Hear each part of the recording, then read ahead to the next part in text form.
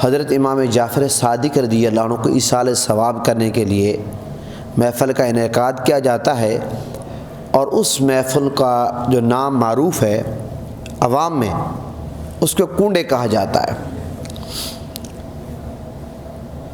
جب کنڈے پکائے جاتے ہیں، ایک تو میں یہ واضح کر دینا چاہتا ہوں کہ کنڈوں کے پکانے کے حوالے سے مختلف طریقے رائج ہیں۔ لوگ کہتے ہیں کہ اس کے لیے برتن مخصوص ہونے چاہیے اور بند کمرے میں ہونے چاہیے، فلاں فلاں۔ ایک بات ذہن نشین کر لیں، اسلام میں اور ہمارے مسلک میں اس طرح کی کوئی بھی پابندی نہیں ہے۔ حضرت امام جعفر صادق رضی اللہ عنہ کے ایصال ثواب کے لیے آپ محفل کا انعقاد رات کو بھی کر سکتے ہیں، آپ صبح کو بھی کر سکتے ہیں، آپ شام کو بھی کر سکتے ہیں، کسی بھی وقت کر سکتے ہیں۔ اور یہ کہ ضروری نہیں کہ آپ اس موقع پر حلوہ پوری پکائیں، کوئی بھی چیز آپ پکا سکتے ہیں حسب توفیق، اور آپ لوگوں کو کھلا سکتے ہیں، اور اگر زیادہ لوگوں کو آپ نہیں کھلا سکتے اپنے گھر والوں کو کھلا دیں۔ اور یہ بات بھی ذہن نشین کر لیں کہ یہ جو کنڈے ہیں، جو ایصال ثواب کی محفل ہے، نہ یہ فرض ہے، نہ یہ واجب ہے، نہ یہ سنت موقدہ ہے، یہ محض مستحب عمل ہے جو بزرگان دین سے چلا آ رہا ہے۔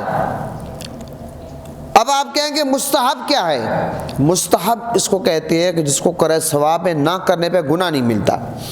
اب اگر کوئی بندہ کنڈوں کا اہتمام کرتا ہے، حضرت امام جعفر صادق رضی اللہ عنہ کو ایصال ثواب کے لیے محفل کا اہتمام کرتا ہے تو ٹھیک ہے، سبحان اللہ۔ اور اگر کوئی بندہ نہیں کرتا تو ہم اس کو غلط نہیں کہہ سکتے، ہم اس پر پریشر نہیں ڈال سکتے، ہم اس کو معاذ اللہ یہ نہیں کہہ سکتے بھی آپ تو گستاخ ہیں، آپ نے حضرت امام جعفر صادق رضی اللہ عنہ کے کنڈے کیوں نہیں پکائے، کیا آپ اہل بیت سے محبت نہیں کرتے؟ اس طرح کی باتیں ہم نہیں کر سکتے۔ کیوں؟ جس چیز کو شریعت نے لازم نہیں کیا اس چیز کو ہم عوام پر پریشر دے کر لازم نہیں کرا سکتے، یہ بات یاد رکھیں۔ ہم شریعت کے تابع ہیں، شریعت ہمارے تابع نہیں ہے۔ اچھا، جب کنڈوں کا اہتمام کیا جاتا ہے، اس موقع پر لوگ ایک سوال یہ بھی کرتے ہیں، جناب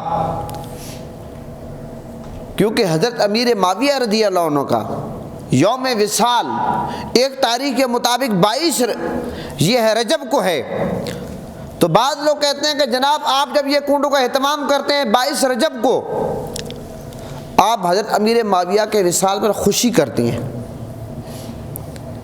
میں ان کی خدمت میں عرض کرنا چاہتا ہوں، ہم اہل سنت و جماعت ہیں، ہم جو کنڈوں کا اہتمام کرتے ہیں، ایصال ثواب کی محفل کا اہتمام کرتے ہیں، ہم کسی صحابی کی وصال پر خوشی کے طور پر یہ کام نہیں کرتے۔ کیوں؟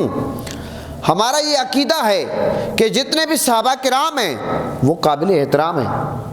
ہمارا تو یہ عقیدہ ہے کہ ہم حضرت ابوبکر صدیق خلیفہ اول، حضرت ابوبکر صدیق کے الف سے لے کر مولا علی کے یہ تک ہم تمام صحابہ کرام کا احترام کرنے والے ہیں۔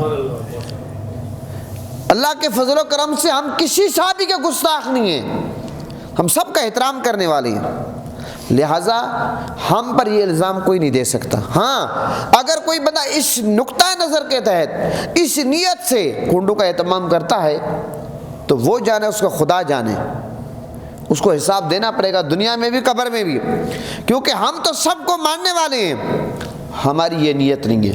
اب پھر ایک سوال یہ اٹھتا ہے، لوگ کہتے ہیں جناب حضرت امام جعفر صادق رضی اللہ عنہ کا یوم وصال جو ہے وہ تو 15 رجب کو ہے، بعض لوگ کہتے ہیں، بعض کہتے ہیں 1 رجب کو ہے، بعض کہتے ہیں 22 کو ہے، تو آپ 15 کو کیوں نہیں مناتے؟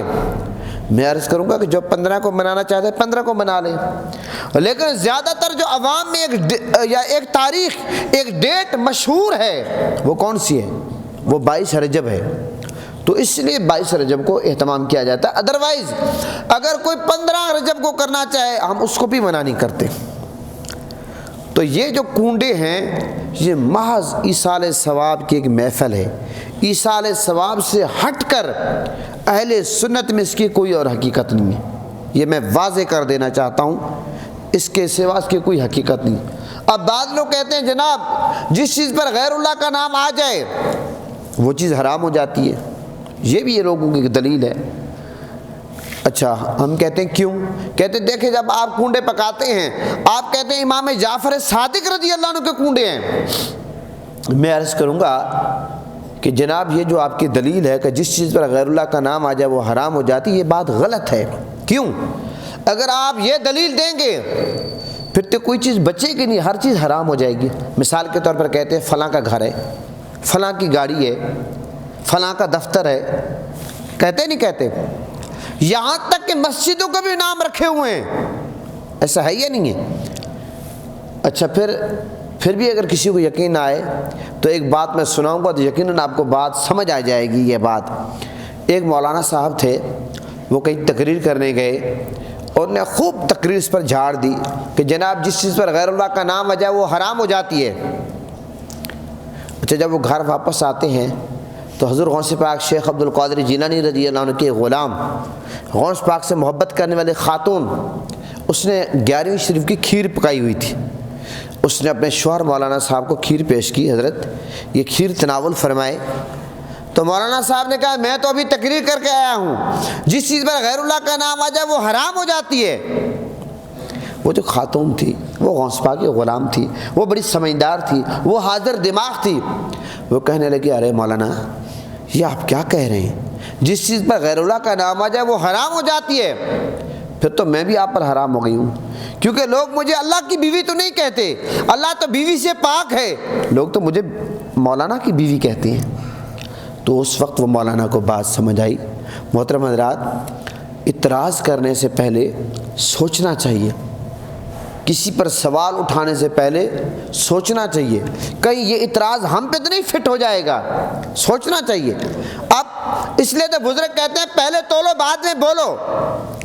آج لوگ تولتے نہیں ہیں، بولتے ہیں، بغیر سوچے سمجھے کسی پر الزام لگا دیا، لیکن یہ نہیں سوچتے کہ اس الزام کی زد میں تو ہم بھی آئیں گے۔ آپ سمجھ گئے؟ وہ صرف یہ معاملہ ہے جس سے بغیر اللہ کا نام آ جائے وہ حرام ہو جاتی ہے کہ جب آپ جانور ذبح کرتے ہیں، ذبیحہ کا جو معاملہ ہے، اس وقت اگر آپ بسم اللہ اللہ اکبر کے بجائے آپ کہہ دیتے ہیں یا غوث اعظم دستگیر، جانور حرام ہو گیا۔ لیکن ہمارا نقطہ نظر کیا ہے؟ وہ 11ویں ہو، وہ 12ویں ہو، چہلم ہو، تیجا ہو، کنڈے ہوں، چھٹی شریف ہو، ہمارے ہاں جتنی بھی محفل ہوتی ہے، پروگرام ہوتے ہیں، ہمارا نقطہ نظر یہ ہوتا ہے ہم الحمدللہ اللہ تعالیٰ کو وحدہ لا شریک مانتے ہیں، نبی پاک صلی اللہ علیہ وسلم کو آخری نبی مانتے ہیں۔ ہمارا نقطہ نظر یہ ہوتا ہے کہ اللہ کے نام پر ہم جانور ذبح کرتے ہیں، اس کے بعد بطور ایصال ثواب کے جو قرآن پاک کی تلاوت ہوتی ہے، درود شریف ہوتا ہے، استغفار ہوتا ہے، اور جو بھی ہم نے پکایا ہوتا ہے حسب توفیق، کسی نے چنے پکائے، کسی نے بکرا پکایا، کسی نے حلوہ پکایا، کسی نے چاول پکائے، کسی نے ٹافیاں تقسیم کی، جو بھی کیا، اس کے بعد ہم کہتے ہیں اللہ کی بارگاہ میں فریاد کرتے ہیں یا اللہ اس کا ثواب تیرے محبوب کی بارگاہ میں پیش کرتے قبول فرما۔ یا اللہ اپنے محبوب کے وسیلے سے تمام انبیاء کرام، صحابہ کرام، اہل بیت، ازواج محترمات، اولیاء کرام، بزرگان دین، بالخصوص یا اللہ اس کا ثواب حضرت امام جعفر صادق رضی اللہ عنہ کے بارگاہ اقدس میں پیش کرتے قبول فرما۔ یہ ہے ہمارے ایصال ثواب کا طریقہ۔ بالخصوص جس کے لیے محفل کا اہتمام کیا اس کو پیش کرتے ہیں، بالعموم آقا علیہ السلام کی پوری امت کو پیش کرتے ہیں، یہ ہمارا طریقہ ہے۔ باقی جہاں تک حضرت امیر معاویہ رضی اللہ عنہ کا معاملہ ہے، ہمارے نزدیک وہ صحابی رسول ہیں اور وہ قابل احترام ہیں، وہ کاتب وحی ہیں، ہم اہل سنت ہیں، ہم کسی بھی صحابی کے گستاخی کے بارے میں سوچ بھی نہیں سکتے۔ دنیا کا کوئی غوث ہو، کوئی کتب ہو، کوئی ابدال ہو، وہ صحابی کے مقام تک نہیں پہنچ سکتا۔ کیوں؟ کہ صحابی نماز سے نہیں بنتا، صحابی روزے سے نہیں بنتا، صحابی حج سے نہیں بنتا، صحابی زکوٰۃ سے نہیں بنتا، صحابی دیدار مصطفیٰ سے بنتا ہے۔ اب آپ بات سمجھ گئے؟ یہ کنڈے کیا ہیں؟ یہ ایصال ثواب ہے، اس کے سوا کو اس کے علاوہ کنڈوں کی اور کوئی حقیقت نہیں۔ اور اگر کوئی بندہ اور سوچ رکھ کر اس سے ہٹ کر کنڈے کرتا ہے، اس سے ہمارا کوئی تعلق نہیں ہے۔